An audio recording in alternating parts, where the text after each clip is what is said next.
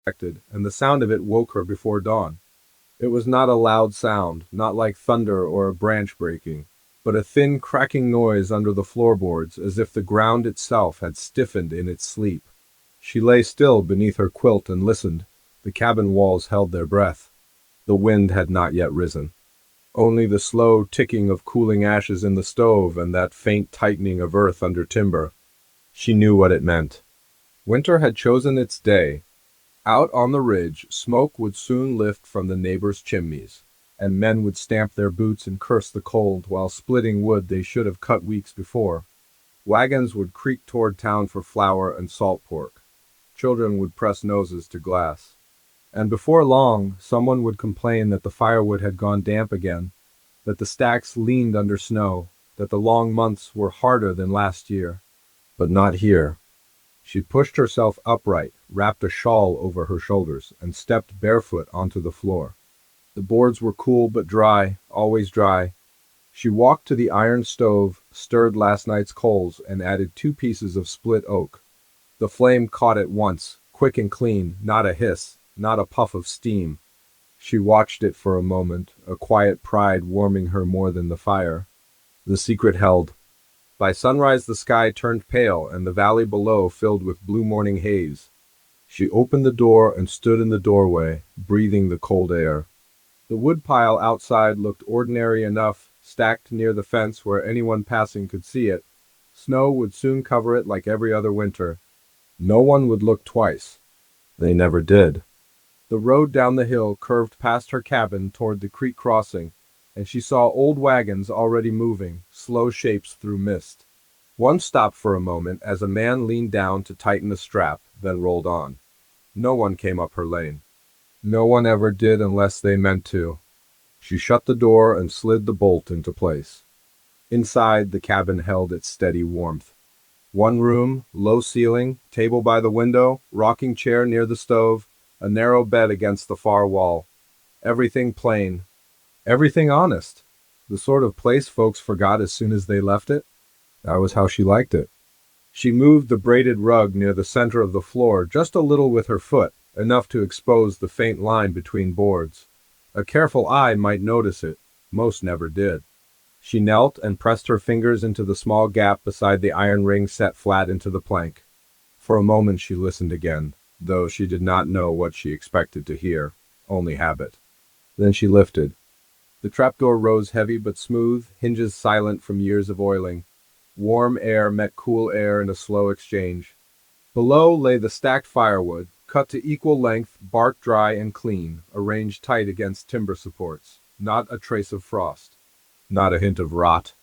The scent of oak and hickory drifted upward like summer preserved. All winter her firewood stayed dry. She climbed down the short ladder and stepped onto packed earth. The small chamber stretched wider than the cabin floor above. Dug deep into the slope years ago, braced with beams she had hauled one by one. The dirt walls were firm, lined with stone near the back where groundwater once seeped until she solved that too. A vent pipe angled through the hill to draw away damp air. Everything measured. Everything earned. She carried up 3 logs, closed the door carefully, and set the rug back as it had been. By mid-morning the sun climbed and the wind came with it. Snow clouds followed behind. She worked through her chores with steady hands, fed the hens, patched a tear in a sleeve, ground corn. From the valley rose the sound of an axe striking wet wood, a dull thud instead of a clean crack. She paused at the window and allowed herself the smallest smile. It would be a hard season for many. Near noon a knock struck the door, sudden and heavy enough to rattle the latch. She froze, flour still dusting her palms. No one knocked here without reason. The knock came again. She wiped her hands and opened the door only a hand's width. A man stood there, hat rim white with frost, beard stiff from travel. Not a stranger exactly, but not one she welcomed either. He kept to the lower farms, traded tools, asked questions more than he should. Cold came fast, he said, peering past her shoulder. It does that. The road's turning to ice already. Thought I might warm a moment. She hesitated only long enough to remain polite, then opened the door wider. He stamped his boots and stepped in, eyes roaming the room. They always did. People believed small homes held small lives, but curiosity was a restless thing. He held his hands toward the stove. Good fire. Dry wood too, lucky. She said nothing. After a pause, he glanced at the wood box beside the stove. You cut early this year? Early enough. He bent slightly, picked up a log, turned it in his fingers. The grain showed tight and pale, the bark crisp, not the darkened look of outdoor stacks after a storm. His brow creased. Strange, he said softly. The wind outside rose and pushed a shiver through the walls. Snow began tapping the window. She felt the air shift in the room, something uneasy, something prying. You travel far? She asked, meaning to move him toward leaving. Far enough? He set the log down but did not step away. His gaze drifted across the floor, across the rug. You keep a neat place? I keep busy. His boot nudged the edge of the braid by accident or design. The rug shifted barely an inch. Her heart tightened, though her face did not change. He looked down. Silence stretched, filled only by the low burn of the stove. A body alone out here must prepare well, he said. Storms trap folks for weeks, some years. They do, and damp wood makes a poor companion. Yes. He studied her a moment longer than courtesy allowed, then laughed lightly as if nothing mattered at all. Well, I best head on before the road seals. Appreciate the warmth. She nodded and held the door while he stepped out into thickening snow. He paused at the threshold and glanced back once more, eyes resting on the floor, then tipped his hat and walked down the lane. She barred the door the moment he vanished into white. The cabin seemed smaller after he left. She waited, counting breaths, listening for returning footsteps that never came. Still, unease lingered like a draft through a crack unseen. At last, she moved the rug aside and opened the trapdoor again, climbing down into the earth. The chamber felt steady, safe, the way a buried thing does. She touched the stacked wood, each piece proof of foresight, of nights spent digging by lantern when no neighbor watched. She remembered the first winter after she built the cabin, when rain soaked every cord she stacked outside. Smoke had filled the room, eyes burned, food tasted of bitterness. She had sworn then never again, so she dug. Day after day, soil hauled in sacks, rocks pried loose, beams dragged from the creek bed.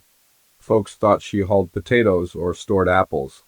No one asked long enough to learn truth. And when the first snow fell that year, her fire burned clear while others fought damp smoke. She closed her eyes now, breathing the cool, dry air of the hidden place. Above, a faint sound reached her through the floorboards. Not wind, a step. She held still. Another step, careful, testing weight. The latch moved overhead. She stared up into the dim square of light as the trapdoor began to lift from above. The wood above her shifted with a slow scrape, careful, almost polite. Whoever stood in her cabin was not rushing. That frightened her more than a break-in would have. A thief would kick and splinter, a desperate man would shout. This was patience. She did not move toward the ladder. She stepped back into the darker part of the chamber where the lantern light from above did not reach. The air smelled of dry oak and earth, steady as a cellar that had forgotten the seasons. She placed her hand against the wall beam she had carved smooth years ago and waited. The trapdoor rose another inch. A thin blade of gray winter light cut across the stacked wood. Snowflakes drifted through the opening and melted before touching the ground. No voice followed. Her breath slowed. If it was the traveler returned, he had not called her name or even pretended surprise. He had opened the door first and then the floor. That meant he had already made up his mind about what he would find. She climbed the ladder only halfway, enough to see the underside of the hatch. A boot heel stood near the opening, turned sideways as if the person leaned down to look but kept his weight back. She recognized the scuffed leather. He had not gone far. She stepped down again before her shadow could reach the light. The hatch lifted wider, then stopped. A pause stretched long enough that she could hear the wind pushing snow against the cabin walls. At last his voice came, softer than before. I thought so. He did not sound angry. He sounded satisfied. She said nothing. The man did not climb down. He let the trapdoor rest open and waited, as if expecting her to answer. When she did not, he shifted his stance and the hinge creaked once under his weight. You dug it proper, he said. Air vent too. You planned this from the start. Still, she held her silence. He leaned closer, though she only saw the dark shape of his coat edge. I ain't here to steal your wood. The words lingered in the small chamber. She believed him, and that troubled her more than if he had lied. Then close the door, she said at last. For a moment he did not move. Snow tapped the boards overhead. You could have told folks, he said. Save trouble every winter. They would not have listened.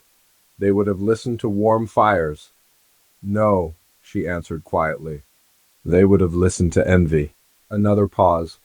Then the hatch lowered slowly, not shut but nearly. Only a thin line of light remained. You've been here longer than most, he said. Longer than the farms down by the bend. Long enough to know the ground better than the rest of us. She waited, unsure where his thoughts wandered. My brother's place floods every spring, he continued. Water comes under the house, ruins the flower. We tried stone, ditching, prayers. Nothing holds. She could hear him crouch above, coat brushing the boards. A person who can keep wood dry through thaw and snow knows things about land. The request finally showed itself. She stepped toward the ladder but did not climb. I know my patch of land, not his. You won't even look? Looking makes promises. The hatch lifted a little again. A narrow beam of light reached her face and she turned aside. People say you came out here to be alone, he said. But no one works this hard just to hide. She rested her hand on the stacked logs beside her. Each one held memory of labor, blister, frostbite, and stubbornness.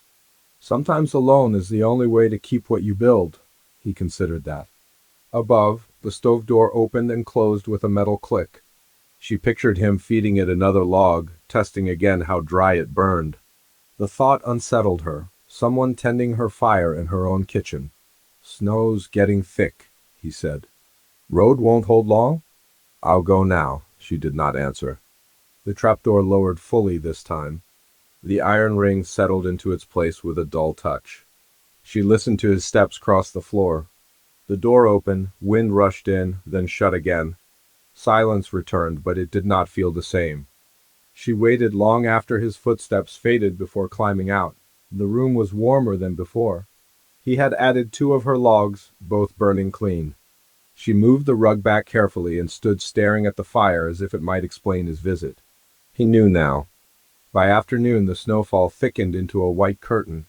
The valley disappeared entirely. No wagon tracks remained, only smooth drifts shaping the land into gentle slopes where fences once marked fields. She carried in water, latched shutters, and checked the roof edge for ice buildup. Work steadied her thoughts.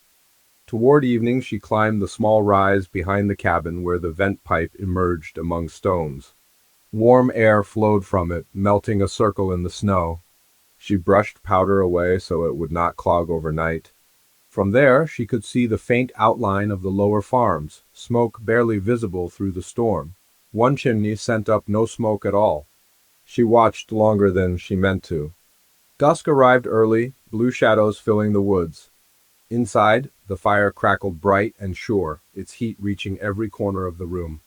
She cooked a simple meal and sat near the stove with her mending, though her needle paused often. Night deepened. Wind rattled once, then settled into a steady hush. The sort of quiet that winter brings when the world accepts being buried for a time. She had almost convinced herself the day would end without more trouble when a distant sound rose through the dark. A faint knocking, not at her door. She opened it and listened into the cold. The noise came again, carried faintly across the valley. Not wood chopping, not wagon wheels. A signal, spaced and uncertain. She wrapped her shawl tighter and stepped onto the porch. Snow reached past her boots already. The knocking stopped, then started again, weaker. Someone was striking metal against metal. She looked toward the farm with the silent chimney. The sound came from there. She stood a long moment, weighing warmth against distance. The storm would hide tracks by morning. No one would know she left. No one would know she stayed either. Behind her, the steady fire burned, fed by wood that would last the winter. She turned back inside and stared at the trapdoor beneath the rug. The secret she guarded had kept her safe for years, kept her independent when others struggled.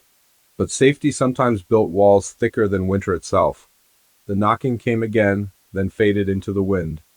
She took her coat from its peg and held it in her hands, undecided, while the firelight flickered across the floorboards and the hidden hatch rested silent beneath her feet. She kept the coat in her hands long enough for the fire to settle into a low glow. The knocking did not return, yet its memory stayed sharp, like a sound heard in a dream that refuses to fade after waking. Outside, snow slid softly from the roof edge. The cabin felt smaller than it ever had before. She set the coat back on the peg.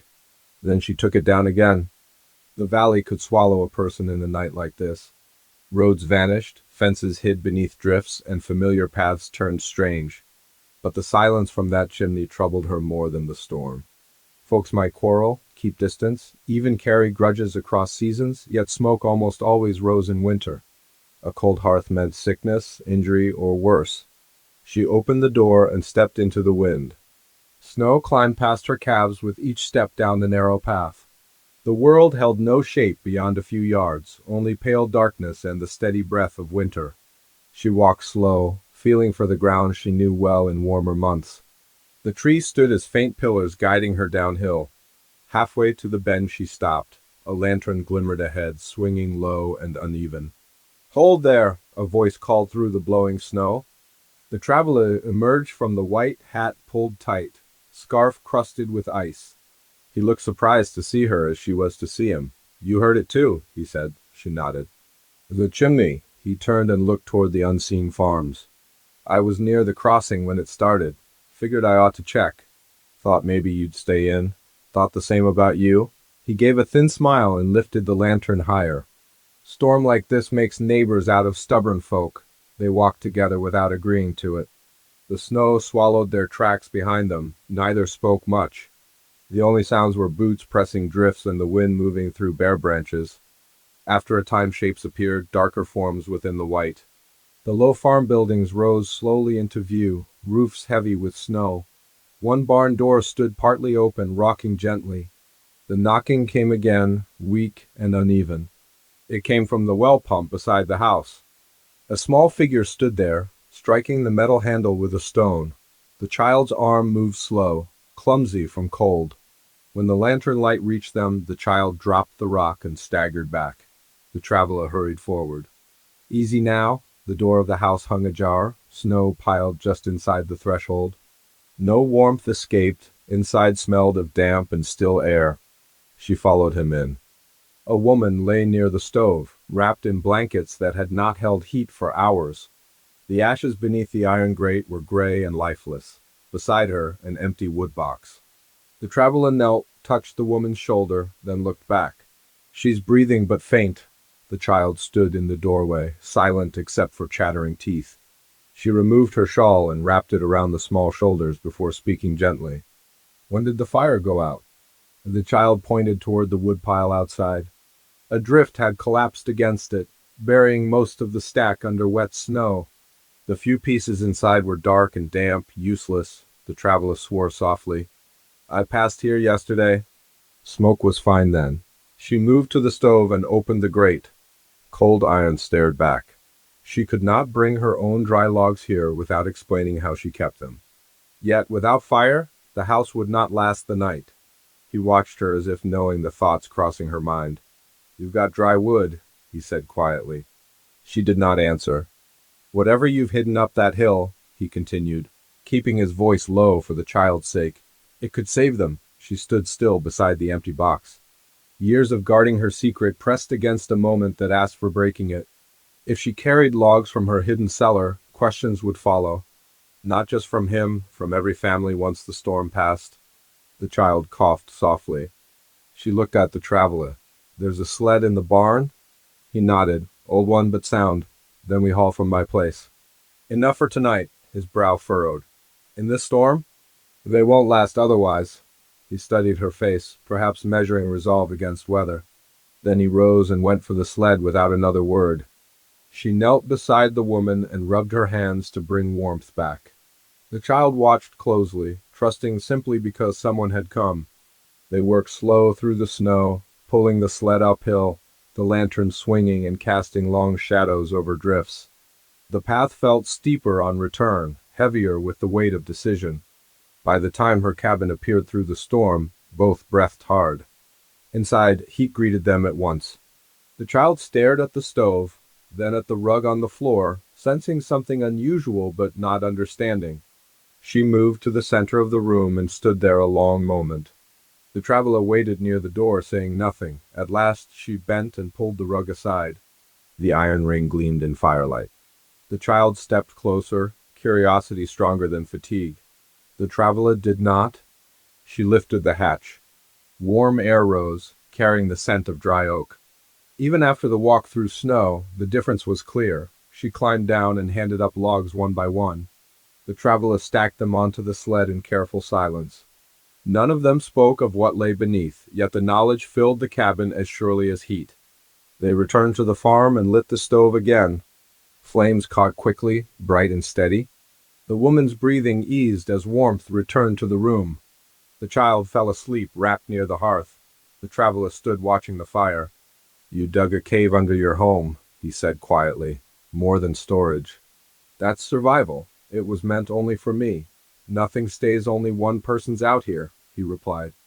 She knew he was right, yet she felt the weight of years shift uneasily. The storm outside howled harder, shaking the walls as if agreeing. He added another log from her sled. "Others will need this before winter ends." "Others will ask for it," she corrected. "And you'll refuse?" She looked at the steady flame.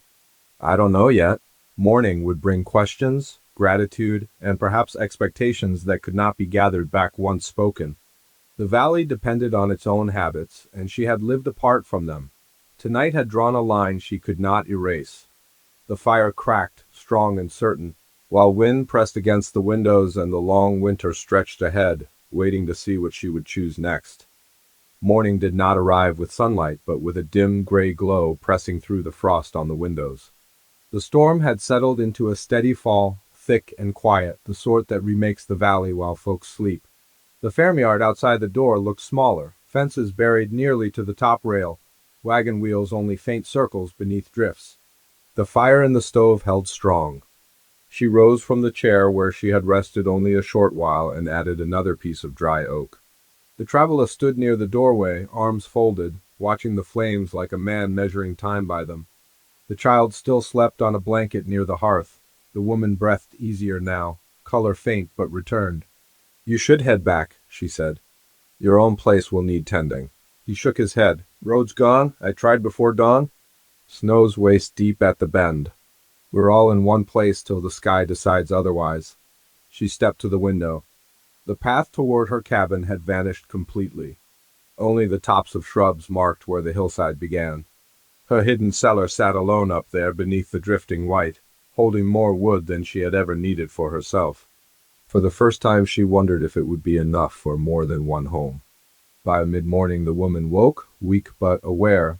The child clung to her side while she tried to speak thanks that came out in hoarse whispers. The traveler fetched water, melted snow in a kettle, moved about the small house as if it were partly his duty now. No one said much about the cave beneath her floor, but its presence filled the silence. A neighbor arrived near noon, pushing through snow with a shovel across his shoulder. He stopped short inside the doorway when he saw the fire burning bright. "Thought you folks were done for," he said, stamping ice from his boots. His gaze fell to the stacked dry logs beside the stove. He bent, lifted one, and frowned. "This ain't from any pile around here." The traveler looked at her once, then back to the neighbor. "We managed." The man studied the wood again, then the sled outside half buried under fresh snow. Understanding grew slowly on his face, not yet full, but close enough to make her uneasy. By afternoon another neighbor came, drawn by worry and the thin line of smoke now rising from the chimney. Soon boots crowded the entry, coats hung from pegs, breath steamed in the air until the stove warmed the room. Each person noticed the same thing, the dry firewood, the clean burn, the smell of seasoned oak untouched by damp. Questions began gently. "How'd you keep it dry in weather like this?" "You hauling from the ridge?" "Got a shed we never seen?" She answered little, keeping words simple, but eyes turned toward the traveler, and he did not speak for her. He only watched, as if leaving the choice entirely in her hands. Evening settled and still the snow fell. Someone mentioned their own woodpile buried under ice. Another spoke of smoke choking a house all night. Another of a stove that would not draw. The valley's winter troubles gathered in one room, circling the steady fire that came from her labor alone. The woman from the bed squeezed her hand weakly. "You saved us." The words traveled through the room. Silence followed, heavy and expectant. She felt the years she had spent apart from these people, choosing distance so she would never depend on them, and they would never depend on her. Yet winter had its own ways of tying lives together. The traveler stepped beside her. "Storm won't break for days. Maybe longer." She knew what he meant without him finishing. If she returned to her cabin and guarded the cellar, her fire would burn warm while others struggled. If she opened it, she might never close it again. Wood cut for one winter could vanish in a week across many hearths. The child watched her with tired eyes. Night deepened. They decided to stay together in the largest house rather than risk walking between homes after dark. She agreed, but slipped outside once more before sleep, pulling her coat tight and looking uphill toward where her cabin stood unseen. The path was gone. Only memory led the way. She imagined the trapdoor beneath the rug, the stacked wood, the dry earth walls holding back frost. She pictured neighbors discovering it, feet crossing her floor, hands lifting logs she had cut alone in summer heat. Wind rose again, carrying loose snow in thin sheets across the yard. She turned back inside, leaving the hill to darkness.